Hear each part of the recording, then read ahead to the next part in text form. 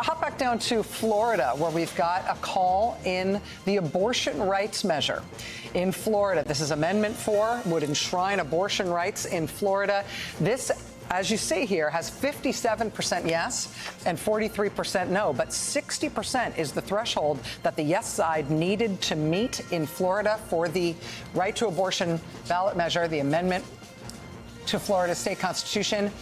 NBC News can project that the abortion rights measure in Florida will fail. It will fall short of a 60% threshold. Finally, let's look at one governor's race. We've got a governor's race to look at in North Dakota. And the governor's race in North Dakota at this hour, NBC News is projecting as too early to call. So again, lots of calls there. I think the one that, I don't know if it qualifies as a surprise, but I think one that Democrats were hoping was within their reach here was that Florida abortion rights measure. Joy, as you were talking about earlier in detail, and Nicole as well.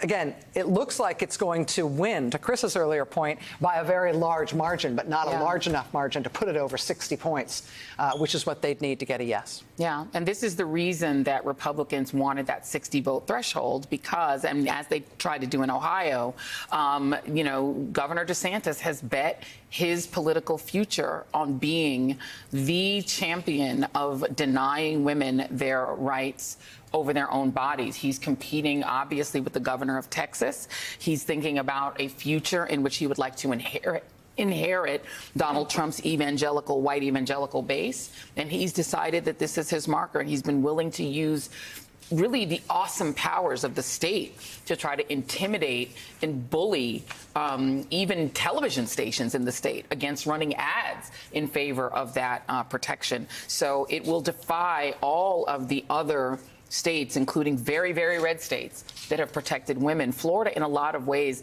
it's going to be interesting. And when Stephanie is back, it will be interesting to talk about what Florida's future looks like as a place that can attract corporate headquarters and investment in a state where the governor routinely bullies companies, routinely sues companies that displease him, sued Disney, sued cruise lines, bullied schools about mask mandates, bullies TV stations about what ads they can run.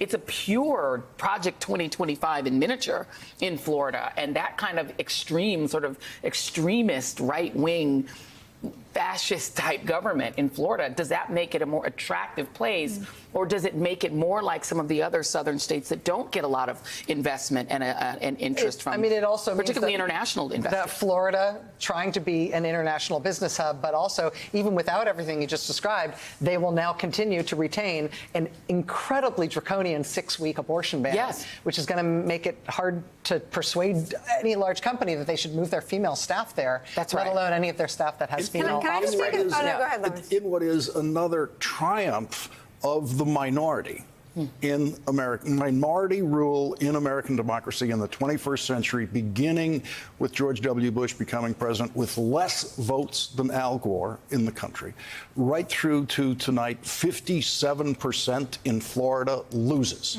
That's what loses in Republican-defined minority rule government, which is intentionally designed and structured to be minority rule government. Wait till you hear about the filibuster. Yeah, right. It looks like a Senate vote where you see the motion fails 57-43. You're like, the motion fails? Nicole, I want to get you on this, and then we're going to go back to Steve on some North Carolina. All I was going to say is don't lose sight of the number, 57%. Because if Harris's gender gap ticks up to 57%, that has 57% of all voters in Florida voted for abortion access. If that number tells us a story about how people voted in a deep red state that wasn't even a toss-up, as Lauren said, we apologize to all the states we've been talking about. 57% in Florida voting for reproductive health care is an important number to keep an eye on. Is 55 to 57? Is that, if that's where Harris comes in with women, with all voters, with men and women? If that question was number one, it might be a long night, but it could be a very good night for the Harris campaign.